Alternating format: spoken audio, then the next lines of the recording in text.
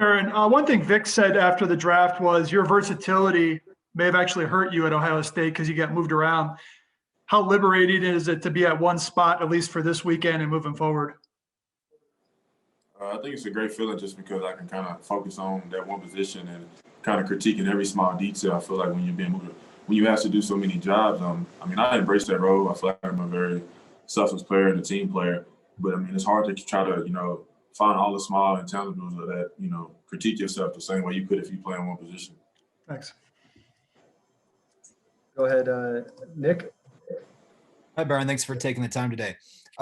You were asked right after you got drafted about kind of what you've learned in coverage as a linebacker, and you talked about the off-man catch technique that you learned from a graduate assistant at OSU. Can you just take through a little bit about sort of how you think you grew as a guy in coverage? Because obviously at this level and in this division, that's a big part of the responsibility of an inside linebacker.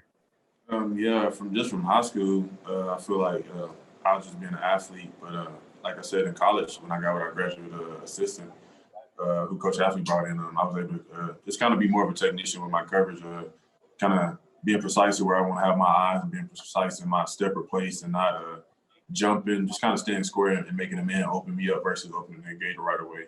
So just being more of a technician, I would say, in my coverage. Thank you. Go ahead, Eric. Hey, Baron, all the draft reports said you have the athleticism to succeed at this level. Do you feel like you can finally show that here? And then secondly, what's it going to mean to have Jonathon Cooper here with you? Well, to start with the question about Cooper, I mean, it's a great feeling. He's one of my former teammates.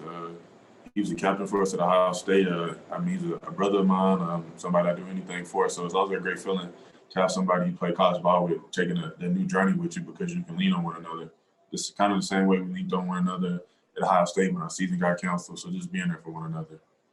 And I don't remember your first question, sorry. Just how you think your athleticism can translate and help you at the NFL level. I think it can help me a lot, but I kind of don't like the word that people also use. I kind of want to be known more as a technician. I don't want to be a guy known as an athlete. I want to be known as a guy as a technician. So that's kind of what my focus is just giving my position coach, Coach Herron, and my defensive coordinator, just doing everything possible to keep developing my skill set to become a technician. Go ahead, Troy. Aaron, good to see you again, my man. When I talked to scouts that watched you last year, they said the game started to slow down for you, that they started to see your instincts. Did you sense that? And do you feel like it kind of goes back to the playing one position, that your best football is still ahead of you? I definitely agree. I mean, no matter how great an athlete you are, I mean, if you give somebody a lot of responsibilities, all those different responsibilities, I feel like start to blend together. So you're trying to be cautious and make sure you're doing the right thing before you maybe, read what you're seeing and go, because you don't want to have a mishap. So definitely, I think just playing more positions allows you to play faster. And did you know Caden and Kerry Vincent in high school? Did you go on recruiting trips? Did you know of these guys before you? I didn't, but I knew of Kerry. I can't remember what visit we took together in high school, but I knew him before getting here. So it's pretty cool to reconnect with guys that was kind of going through the recruiting process with you in high school. Thanks, my man. Go ahead, Brandon. Baron, have you talked to Draymond Jones about what life being a Bronco is and Broncos country and Broncos fans and everything in the organization? Yeah, he literally texted me yesterday. He asked me how the first day went. Draymond's another one I played with at Ohio State. He's a great brother as well, someone I can joke around with. So it's pretty cool just to have someone who's already been through the rookie phase here in this program to kind of just to lean on and get advice from. And it meant a lot that he took the time to check in with me after the first day. Guys, time for a few more. Next one, George. Hey, Baron. There's been a lot of talk about your versatility and your skills on the field, but how have you maybe adjusted to the playbook? Is it much different from what you were doing at Ohio State? And secondly, why number 56? Well, when our EQ guy texted us, his name is Slip. He just told me 51, 53, and 56 is available. So I wore 5 in college and I wore 6 in high school, so 56. I don't think much more than that. And what was your first question? Go ahead, George. Just learning the playbook, how's that gone so far? And is it much different from what you guys were doing at Ohio State? Yes, different, but I don't have school now, so I spend that extra time studying my playbook. So I'm adjusting well, I think. Go ahead, Luke.